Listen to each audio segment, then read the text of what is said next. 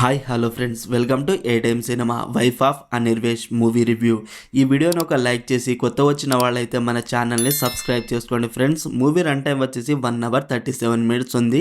ఇదొక crime thriller movie. మూవీలో రామ్ ప్రసాద్ గారికి మంచి రోల్ అయితే పడింది. రామ్ ప్రసాద్ గారి యాక్టింగ్ అయితే చాలా బాగుంది. సాడిస్ట్ హస్బెండ్ గా చాలా బాగా చేశారు. విజిలితగా యాక్ట్ చేసిన అమ్మాయి కూడా చాలా బాగా చేసింది.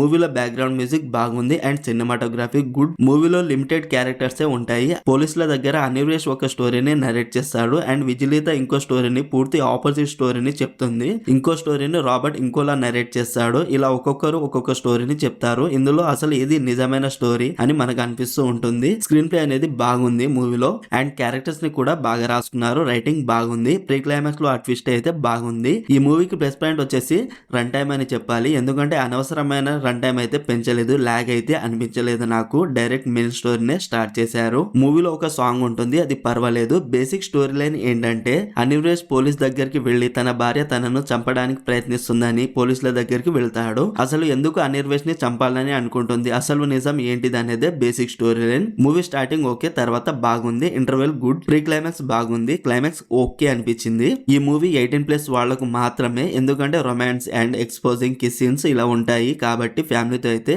అస్సలు చూడలేము. ఓవరాల్ ఈ మూవీ నాకైతే నచ్చింది ఫ్రెండ్స్. మరి మీరు ఈ మూవీని చూసుంటే మీకు ఎలా అనిపించిందో కామెంట్ చేయండి ఫ్రెండ్స్. స్ట్రీమింగ్ ఆన్ ఆహా. మరిన్ని మూవీ రివ్యూల కోసం మన ఛానల్ ని సబ్స్క్రైబ్ చేసి బెల్ ఐకాన్ ఆన్ లో పెట్టుకోండి. Thank you.